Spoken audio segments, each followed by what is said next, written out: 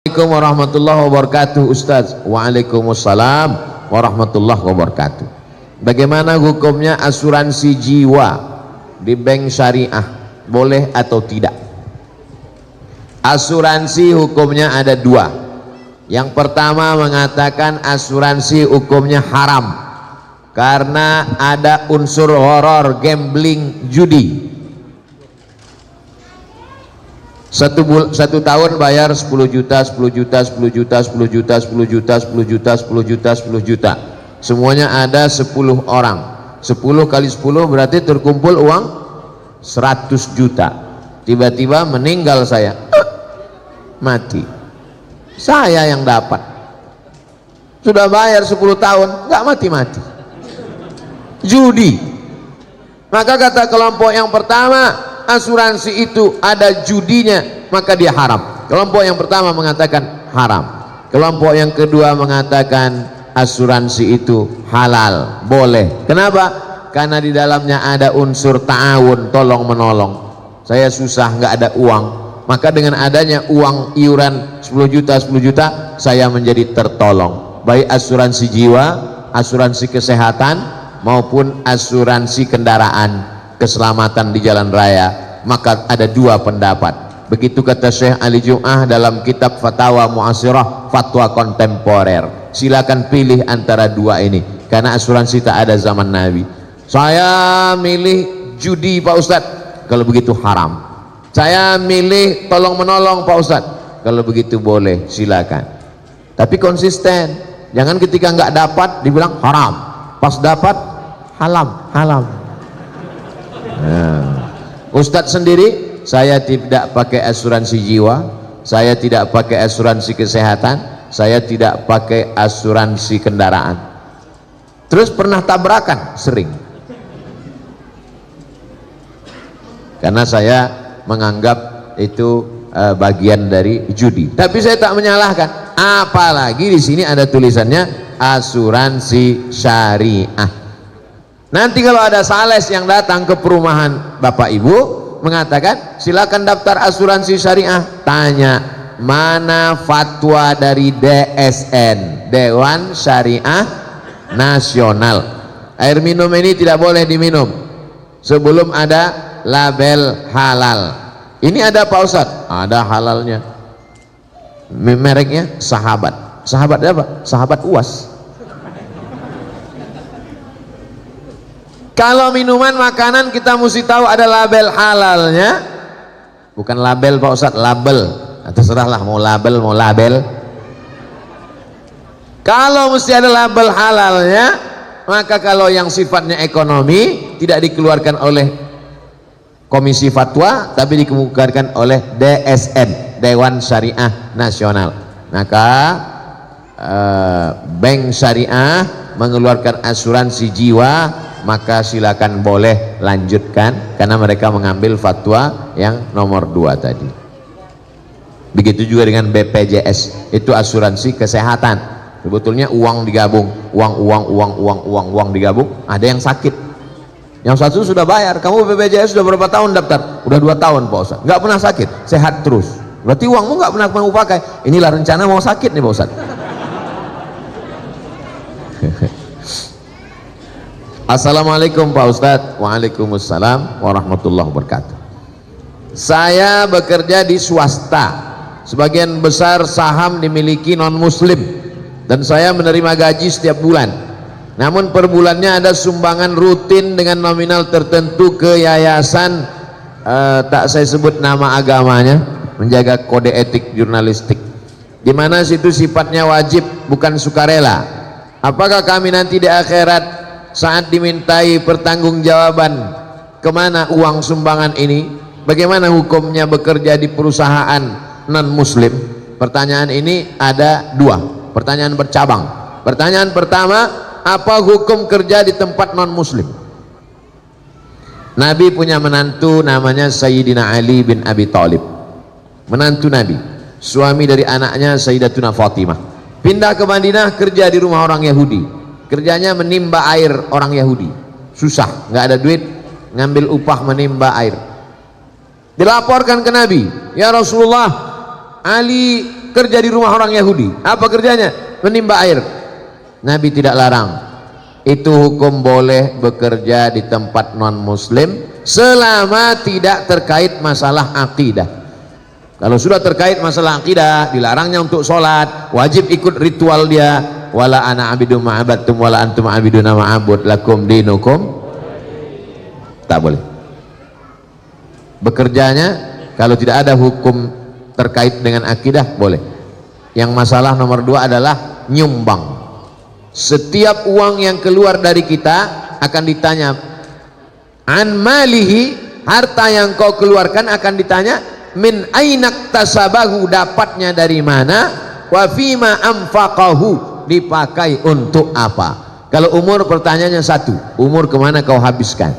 Kalau ilmu pertanyaannya 1, sudahkah kau amalkan. Kalau badan pertanyaannya 1, sudah kau pakai untuk apa kaki dan tangan, mata, telinga, lidahmu. Tapi kalau harta pertanyaannya 2, dapatnya dari mana, dipakai untuk apa. Dapatnya dari mana? Halal, kerja. Tapi dipakai untuk apa. Jangan-jangan dipakai untuk program keagamaan. Tapi Pak Ustadz, saya kerja di situ, pemegang sahamnya mereka. Kalau saya keluar dari sini, nanti saya tidak. Kalau ada tempat kerja lain yang kira-kira selamat daripada nyumbang untuk program agama, boleh. Tapi kalau tidak ada lain, pilihannya 2, mati dengan kerja ini. Pilih mana? Jangan pilih mati, nggak boleh. Silakan kerja. Mudah-mudahan uang itu dipakainya untuk sosial, bukan untuk penyebaran agama, insya Allah. Tapi kalau masih ada alternatif lain, hanya beda-beda sekian gajinya, ini lebih rendah tapi selamat dari nyumbang untuk program akidah orang lain, maka pilih. Syukur-syukur dia mau. Boleh nggak Pak, saya orang Islam, uangnya dipakai untuk Masjid Darul Falah. Boleh, silakan kata dia. Silakan pakai untuk Darul Falah, tapi bulan depan kau nggak di sini lagi. Oh, bahaya Pak Ustadz. Nah, itu hukum darurat membolehkan yang terlarang. Ad-darurat tubihul mahzurat. Demikian, wallahu a'lam bishawab.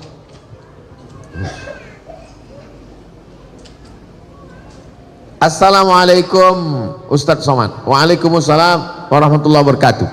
Kalau punya hutang sholat bertahun-tahun, bisa nggak dibayar ketika sholat rawatib? Tidak, 1, dan tidak boleh mengerjakan sholat sunat. Pertanyaannya 2, bercabang juga. Dulu akil baliknya umur 10 tahun. Umur 10 tahun akil balik, mulai wajib sholat. Lalu dia tidak sholat, dia belum hijrah, nggak ngaji. Lalu kemudian sekarang baru dia sholat. Saya baru sholat Pak Ustadz. Kapan? Subuh tadi. Umur berapa sekarang? 40. Berarti 30 tahun tidak sholat. Maka sholat-sholat yang lama selama 30 tahun itu dia qadha. Qadha artinya ganti. Qadha bukan tempat cuci tangan, itu qadha. Di qadha, yang lalu-lalu di qadha. Sekarang teknis mengqadhanya bagaimana? Selesai satu sholat langsung qadha. Habis maghrib nanti langsung qadha. Maghrib yang pertama dengan imam itu namanya ada. Usolli fardhal maghribi 3 raka'atin adaan. Setelah maghrib dia qadha. Usolli fardhal maghribi 3 raka'atin qadaan. Salat. Habis isya juga dia qadha. Berapa lama? Selama salat itu dia tinggalkan. 30 tahun Pak Ustaz. Di qadha 2022, lunas 2052. Kalau meninggal 2040, alhamdulillah bonus. Pemutihan. Saya nggak percaya nih sama Ustadz Somad ini. Mana dalil qadha? Dalil qadha tulis aja di Google. Yang nulis tentang qadha kawan saya, sahabat saya. Buat sholat qadha Ustadz Sarwat. Ustadz Sarwat. Beliau punya rumah fikih. Qadha salat yang terlewat Ustadz Ahmad Sarwat LCMA. www.rumahfikih.com. 4 mazhab mewajibkan qadha. Tapi jangan gara-gara ini besok bapak cuti 1 bulan mengqadha 3 tahun. Teknis qadha sama seperti sholat biasa. Habis sholat subuh dengan imam 2 rakaat, habis itu qadha. Tapi jangan di masjid, di rumah. Karena tidak ada ba'diyah subuh. Khawatirnya kalau dibuat di Darul Falah, selesai sholat jamaah berbisik, aliran sesat. Oke, setelah jelas tentang qadha, habis selesai qadha, apakah boleh ba'diyah? Boleh. Sebagaimana boleh ba'diyah setelah sholat jenazah.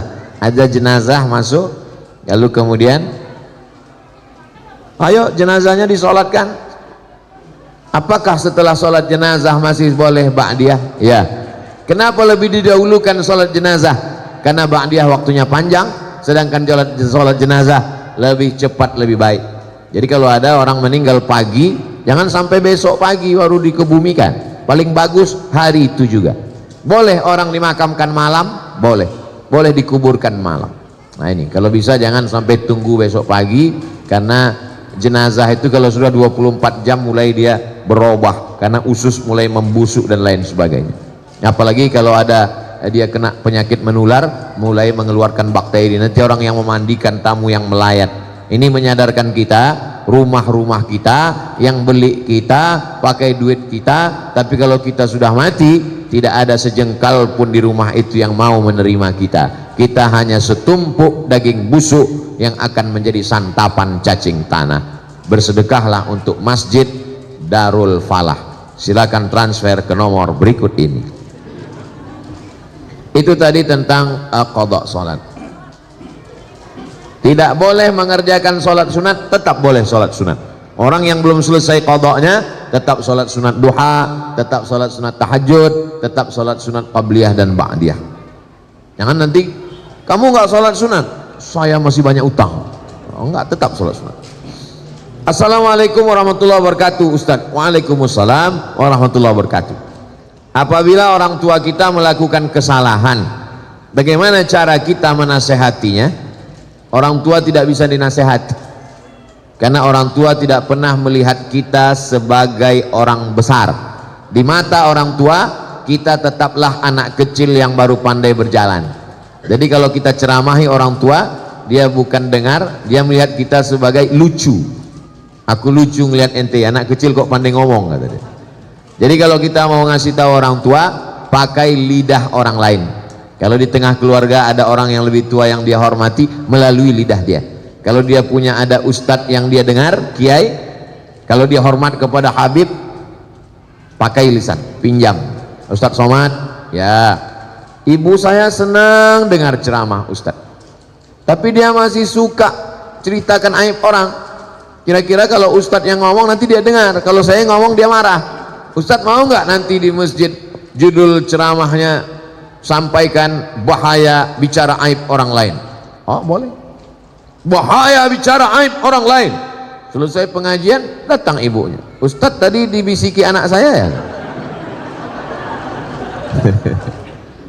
Saya termasuk ustadz yang ceramahnya nggak bisa dipesan. Saya menyampaikan apa yang saya mau. Saya tidak mau menyindir-nyindir orang melalui pengajian.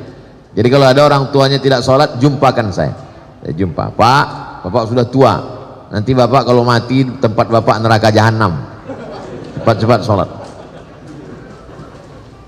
Saya kalau diundang ke kantor, dipesan, Ustadz ceramah tolong jangan singgung-singgung masalah jilbab, karena istri kepala dinas belum berjilbab. Nah, saya bahas itu, yang tidak pakai jilbab neraka jahanam tempat.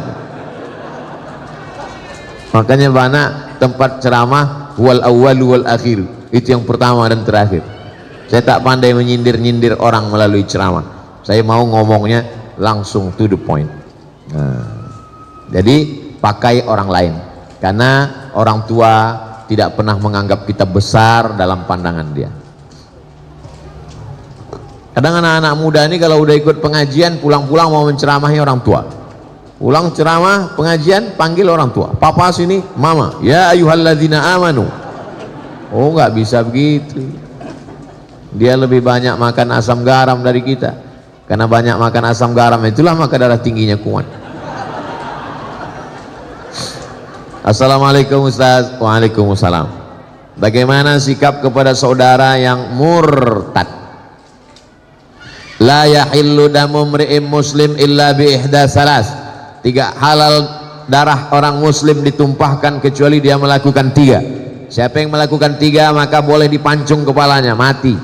Yang pertama, an-nafsu bin nafsi, pembunuh. Dalam Islam pembunuh tidak dihukum penjara tapi hukum pancung. Yang kedua, as-sayyibuz zani, sudah menikah, punya istri, punya suami tapi berzina, maka juga dihukum mati, ditanam setengah badannya, dilempar batu pakai mati sampai mati. Yang ketiga, at-tariku lidinihi al-mufariqu lil jamaah, orang yang murtad meninggalkan agama Islam maka dianggap pengkhianat, maka dia dihukum mati, hukum pancung menurut hukum Islam. Tapi kita tidak pakai hukum itu, kita pakai hukum konvensional, apalagi liberal sekuler bebas. Orang gonta-ganti agama seperti ganti sendal, seperti ganti baju. Pakai baju ini tipis kedinginan, pakai baju tebal. Pakai baju tebal kepanasan, pakai baju tipis. Enak saja. Bahkan di podcast orang murtad enak aja ngomong seenaknya menghina agama. Tak bisa ditegakkan. Jadi bagaimana sikap kita sebagai keluarga? Jangan putuskan, karena kalau putus dia semakin nyasar, semakin jauh. Kalau masih ada nomor handphonenya, tetap tiap hari kau mesti balik kepada Islam. Wa may yartadda minkum an dinihi, siapa yang murtad dari agama Allah maka dipancung kepalanya. Lalu kemudian mesti dikasih tahu, kau nanti kalau mati tidak diterima Allah. Wa may yabtaghi ghairal islami dina, siapa yang mencari agama selain Islam, falan yuqbala minhu, maka dia tidak akan diterima Allah. Wa huwa fil akhirati minal khasirin, di akhirat termasuk orang rugi karena masuk neraka, khalidina fiha abada, kekal selamanya. Jangan pernah berhenti mengajak dia untuk balik ke agama Islam sampai akhirnya dia mati. 2 kemungkinan, kita capek lalu dia mati, atau kita lelah, kita mati duluan. Yang penting kita sudah melaksanakan amar ma'ruf nahi mungkar. Adapun berbaik-baik menganggap ini bukan masalah, maka kita sudah melakukan setuju dengan perbuatan mungkar. Man ra'a minkum mungkaran, siapa yang melihat perbuatan mungkar, falyughayyir biyadihi, robah dengan tangan. Fa illam yastati, kalau tak sanggup dengan tangan, fa bilisani, dengan lidah. Kalau tidak sanggup dengan lidah, dengan hati. Jangan diam, karena diam berarti as-sakitu anil haq syaitan akhras, orang yang diam terhadap kebenaran diinjak-injak. Orang minum khamar aja kita tak boleh diam. Innamal khamru khamar, wal maisir judi, wal ansab menyembelih binatang untuk berhala, wal azlam mengundi nasib, rijsun najis min amali syaitan, perbuatan syaitan. Fajtanibu, jauhi. Apalagi yang lebih hebat daripada zina, lebih hebat daripada minum khamar, apa dia? Murtad. Nauzubillah. Mudah-mudahan Allah selamatkan keluarga, tetangga, anak cucu kita dari murtad ini. Luar biasa gerakan pemurtadan sekarang. Dinikahi, pura-pura masuk Islam, setelah punya anak dia ancam, kalau kamu mau tetap suami saya, ikut agama saya. Kalau kamu tidak mau, saya tinggalkan. Perempuannya tidak kerja, tidak ada duit, takut, akhirnya murtad. Pemurtadan dengan cara nikah, pura-pura masuk Islam, robah KTP, habis itu punya anak 1, murtad, tak terhitung jumlahnya. Makanya anak-anak ibu kalau pacaran, lihat dulu agamanya.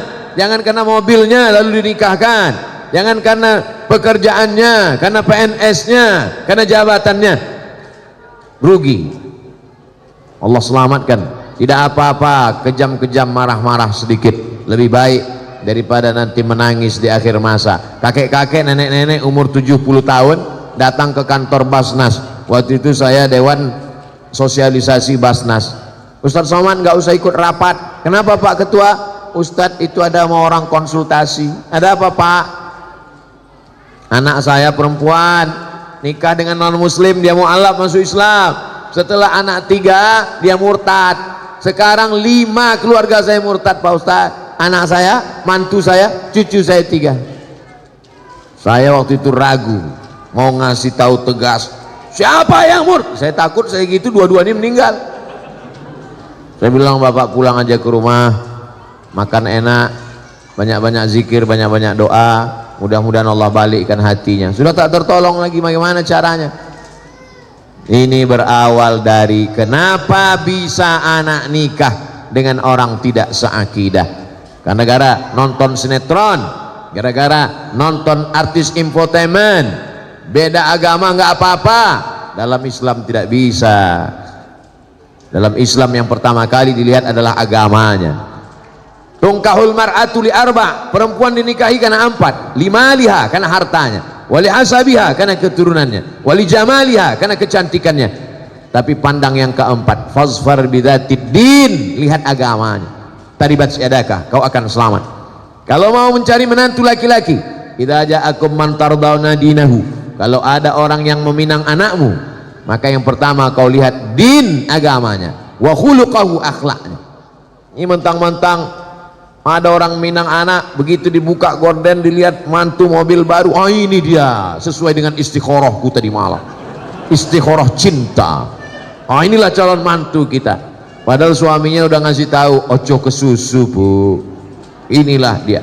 Ternyata setelah dinikahi seminggu murtad dia, dunia tak dapat, akhirat tak dapat, menangis anak pulang meleleh air mata, mama kenapa mobilnya kredit,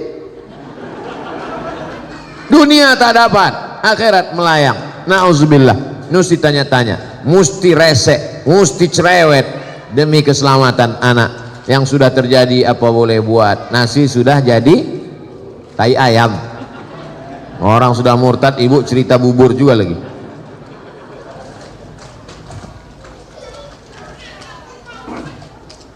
Apakah orang tua bertanggung jawab terhadap anak yang mabuk, yang sakau, yang pacaran, yang minum khamar? Kullukum ra'in, setiap kamu adalah pemimpin. Wa kullukum mas'ulun ar-ra'iyatih, setiap kamu akan ditanya tentang yang kau pimpin. Saya akan ditanya tentang anak saya, maka anak keponakan saya laki-laki, adik saya laki-laki, adik laki-laki punya anak perempuan. Kalau dia meninggal, kalau meninggal adik saya yang menjadi walinya, maka adik keponakan perempuan saya wajib masuk pesantren. Karena kalau bapakmu meninggal, aku walimu, aku yang menikahkanmu nanti, aku tanggung jawab di hadapan Allah Subhanahu wa taala.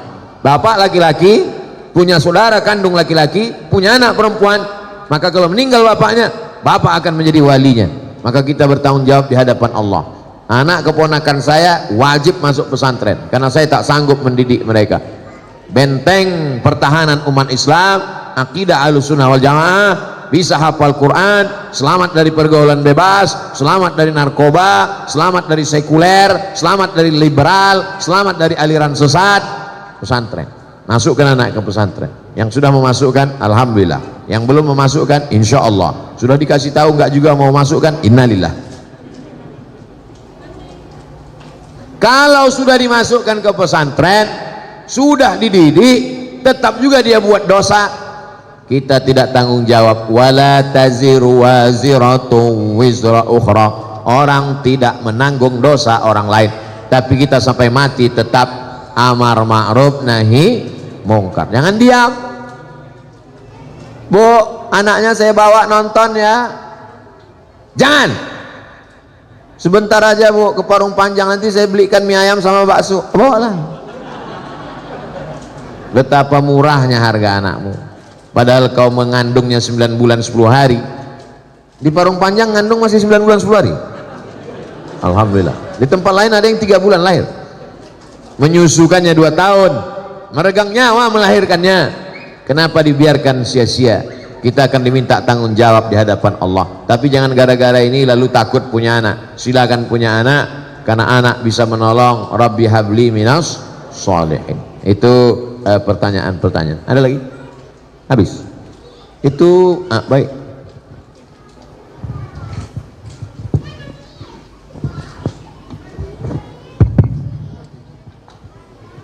Assalamualaikum Ustadz Abdul Somad. Pertama-tama saya meminta tausiah ini diijazahkan, khususan buat saya, umumnya buat jamaah ini, untuk diambil ilmunya Ustadz. Terus yang saya mau tanyakan gini Ustadz, kita ini tinggal kan di lingkungan itu sangat heterogen Pak Ustadz, multi agama lah di sini banyak ya. Ini pertanyaan pribadi gitu, Saya itu tinggal benar-benar kanan kiri nempel tembok, itu Nasoro. Niat saya bukan takabur, saya pengen mungkin ini ibadah saya gitu. Saya pengen memperlihatkan adab sama akhlak orang muslim tuh seperti ini gitu. Jadi biar tidak termakan ya sekarang metaverse ya. Gimana adab saya terhadap tetangga saya yang bertempelan tembok, kebetulan dia Nasoro, qadarullah dia miara makhluk najis juga. Terus saya punya anak kecil, saya pengen berhubungan baik sama beliau. Kadang kita juga berbagi makanan gitu, tapi saya tahu gitu tetangga saya ini makanan yang tidak halal gitu. Gimana cara adab saya, Ustadz? Sodako, bismillah. Saya bertetangga dengan non-muslim sampai kelas 6 SD. Setelah itu orang tua saya pindah, tapi hubungan saya sampai hari ini baik. Masih WA, masih kirim-kiriman. Ada rumah Quran di daerah itu, perlu bantuan semen. Yang WA saya yang non-muslim tadi. Ustadz Somad, dekat rumah kita ada rumah Quran, sekarang sedang pembangunan. Ada orang di Jakarta mau dapat jadwal ceramah TNI melalui yang non muslim tadi. Jadi hubungan kami tetap baik dalam hubungan sosial, tapi dalam hubungan akidah, wala ana abidum ma'abadtum wala antum abiduna ma'abud lakum dinukum. Dulu kalau hari raya dia kirim kami makanan, tapi dia tahu kita tidak makan makanan dia kasih kuehnya kue kotak, kue bungkus pabrik halal, minuman kaleng. Kita saling menjaga. Sebetulnya yang merusak ini provokator. Medsos ini luar biasa fitnahnya. Adapun bertetangga menjaga adab, justru dia masuk Islam karena adab itu. Ada seorang imam namanya Imam Al-Hasan Al-Basri, meninggal tahun 110 Hijrah, punya tetangga non muslim. Rumah tetangganya di atas bukit, dia di bawah. Lalu kemudian suatu ketika Imam Hasan Al-Basri sakit, tetangga yang non muslim masuk menjenguk ke ruang tamu.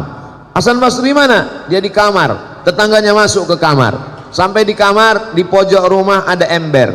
Tetangganya nanya, itu air apa Hasan Basri? Itu air dari atas. Kalau nggak salah itu pojok kamarmu pas WC saya. Sudah berapa lama kamu nampung air ini?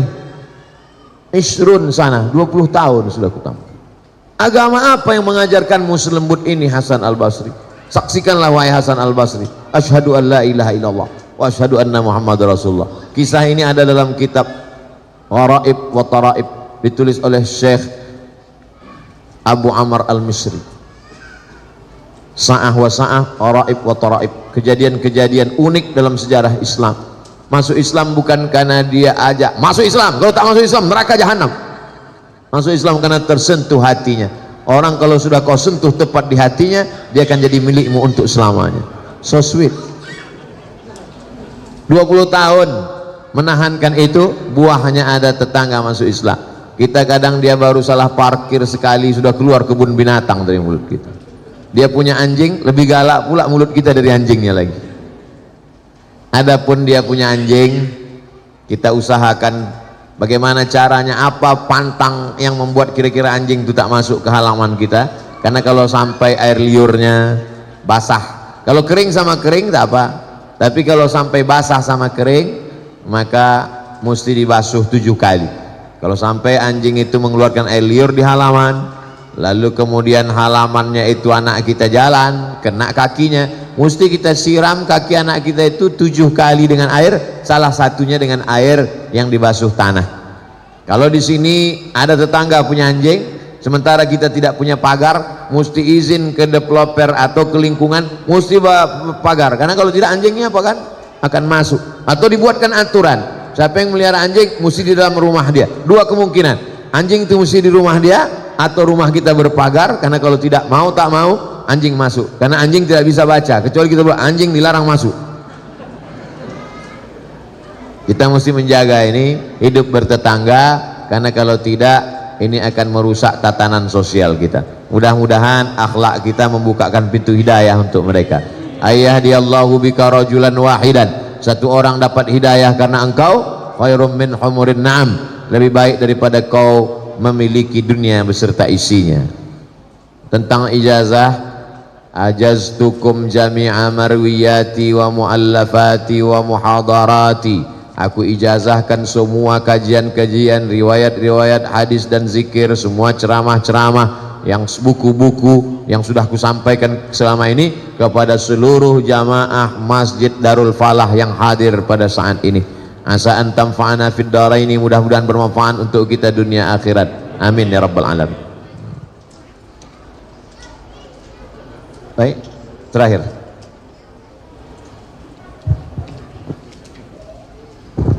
Assalamualaikum warahmatullahi wabarakatuh. Waalaikumsalam warahmatullahi. Mohon maaf, insya Allah ini terakhir Ustaz. Laki-laki dewasa keutamaannya tetap kepada ibunya. Bahkan ada riwayat ketika seorang lelaki ingin berjihad, tapi di rumahnya masih ada ibu yang harus dirawat, Rasul menyuruh dia untuk pergi ke merawat ibunya dibandingkan untuk berjihad. Artinya keutamaan ibu sangat luar biasa dipandang oleh Islam. Pertanyaannya adalah, ketika misalnya saya menginap di rumah ibu saya pada saat sholat subuh, ada keinginan saya untuk sholat di masjid, tapi ibu saya sangat ingin sekali bermakmum berjamaah dengan saya di rumah.